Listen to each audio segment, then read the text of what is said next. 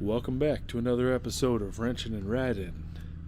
Today we're in Genesis 41, Pharaoh's Dreams. And it came to pass at the end of 2 full years that Pharaoh dreamed, and behold, he stood by the river. And behold, there came up out of the river 7 well-favored kine, and fat-fleshed, and they fed in the meadow. And behold, 7 other kine came up after them out of the river, ill-favored, lean-fleshed, and stood by the other kine upon the bank of the river. And ill-flavored and lean-fleshed kine did eat up the 7 well-favored and fat kine. So Pharaoh awoke, and he slept and dreamed the second time. And behold, 7 ears of corn came up upon the stalk, rank and good. And behold, 7 thin ears, and blasted with the east wind sprang up after them. And the 7 thin ears devoured the 7 rank and full ears. And Pharaoh awoke, and behold, it was a dream. And it came to pass in the morning that the spirit was troubled. And he sent and called for all the magicians of Egypt, and all the wise men thereof. And Pharaoh told them his dream. But there was none that could interpret them unto Pharaoh. And then he spake the chief butler of Pharaoh, saying, I do remember my faults this day. Pharaoh was wroth with his servants, and put me in the ward in the captain of the guard's house, both me and the chief baker. And we dreamed a dream in one night, and I and he, and dreamed each man according to the interpretation of his dream. And there was there with us a young man, a Hebrew, servant to the captain of the guard. And we told him, and he interpreted us our dreams. To each man according to his dream he did interpret. And it came to pass, as he interpreted to us, so it was. Me he restored unto mine of vice, and him he hanged. Restored unto an office, and him he hanged. Then Pharaoh sent and called Joseph, and they brought him hastily out of the dungeon. And he shaved himself, and changed his raiment, and came in unto Pharaoh. And Pharaoh said unto Joseph, I have dreamed a dream, and there is none that can interpret it. And I have heard say of thee, that thou canst understand a dream of interpret it. And Joseph answered Pharaoh, saying, It is not in me. God shall give Pharaoh an answer of peace. And Pharaoh said unto Joseph, In my dream, behold, I stood upon the bank of the river, and behold, there came up out of the river 7 kine, fat-fleshed and well-favored, and they fed in the meadow. And behold, 7 other kine came up after them, poor and very ill-favored, and lean-fleshed, such as I never saw in all the land of Egypt for badness. And the lean and all the ill-favored kine did eat up the first 7 fat kine. And when they had eaten them up, it could not be known that they had eaten them, but they were still ill-favored, as at the beginning. So I awoke, and I saw in my dream, and behold, 7 ears came up from one stalk, full and good. And behold, 7 ears withered thin, and blasted with the east wind sprung up after them. And the thin ear devoured the 7 good ears. And I told this unto the magicians, but there was none who could declare it to me. And Joseph said unto Pharaoh, The dream of Pharaoh is one. God hath shewed Pharaoh what he is about to do. The 7 good kine are 7 years, and the 7 good ears are 7 years, and the dream is one. And the 7 thin and ill-favored kine that came up after them are 7 years, and the 7 empty ears blasted with the east wind shall be 7 years of famine. And this is the thing which I have spoken unto Pharaoh. What God is about to do he sheweth unto Pharaoh. Behold, there came 7 years of great plenty throughout all the land of Egypt, and there shall arise from them 7 years of famine. And all the plenty shall be forgotten in the land of Egypt, and the famine shall consume the land. And the plenty shall not be known in the land by reason of the famine following, for it shall be very grievous. And for that the dream was doubled unto Pharaoh twice it is, because thing is established by God, and God will shortly bring it to pass. Now therefore let Pharaoh look out a man discreet and wise, and set him over the land of Egypt.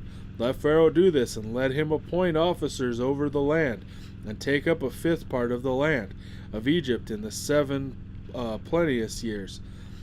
And let them gather all the food of those good years that come, and lay up corn under the hand of Pharaoh, and let him keep food in the cities.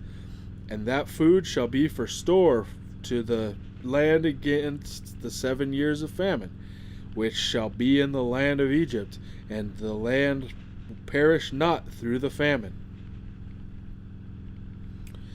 Now Pharaoh makes Joseph a ruler.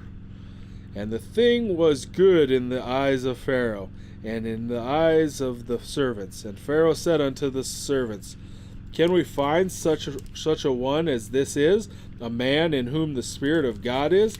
And Pharaoh said unto Joseph, Forasmuch as God hath shewed thee all this, there is none so discreet and wise as thou art.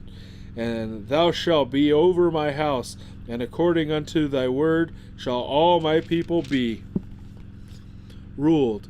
Only in the throne will I be greater than thou. And Pharaoh said unto Joseph, See, I have set thee over all the land of Egypt.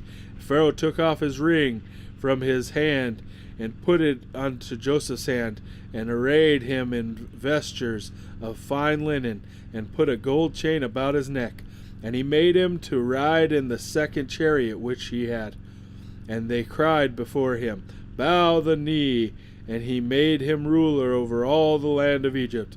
And Pharaoh said unto Joseph, I am Pharaoh, and without thee shall no man lift up his hand or foot in all the land of Egypt. And Pharaoh called Joseph's name Zaphnath Paneah, and he gave him to wife Asenath, the daughter of Potiphera, priest of On.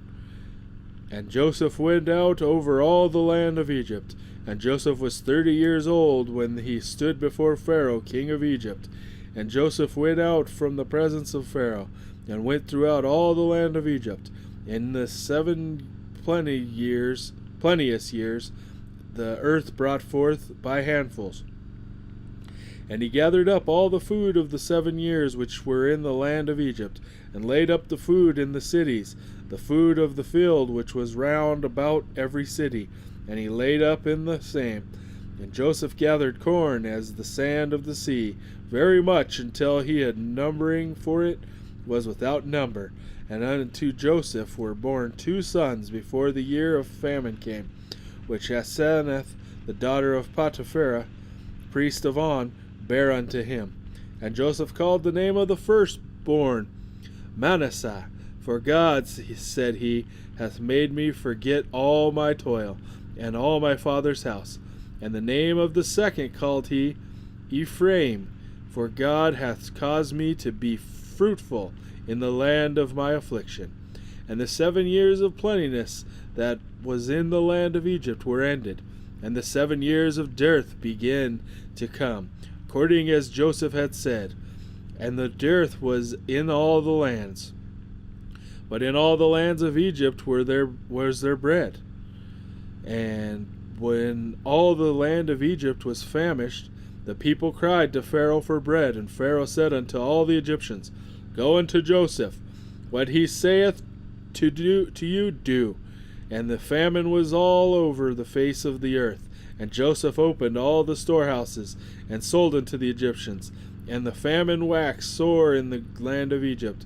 And all the countries came to Egypt to Joseph for to buy corn, because that the famine was so sore in all the lands.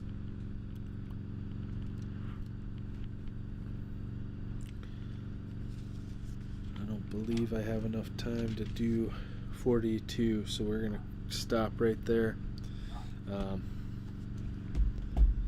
So that's pretty awesome. He ended up getting into a position of power now.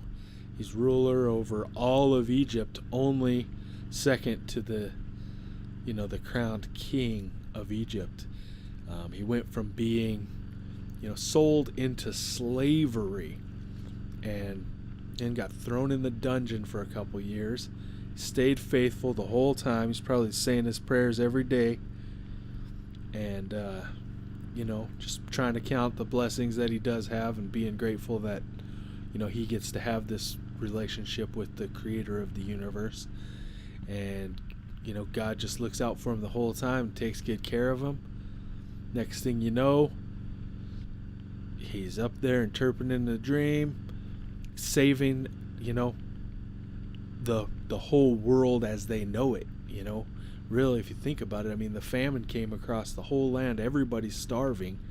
And, thanks to him being faithful to God and doing, doing what basically God had showed him, he's saving, millions of lives, keeping everybody alive. And, I don't know if it actually talks about that in here, but during the famine, it actually makes the king that much more prosperous, because you have to spend your money to feed your family and you're not making money from your crops. So a lot of these people end up having to trade their farms and stuff for the food, which just makes Joseph prosper that much more. So that's all the time I have for today, but thanks for tuning in. Check out Mike Root's teaching. Root Awakening, Chronological Gospels, stuff like that. Subscribe if you want to. Hit the bell for notifications. Thanks for tuning in. Have a blessed day.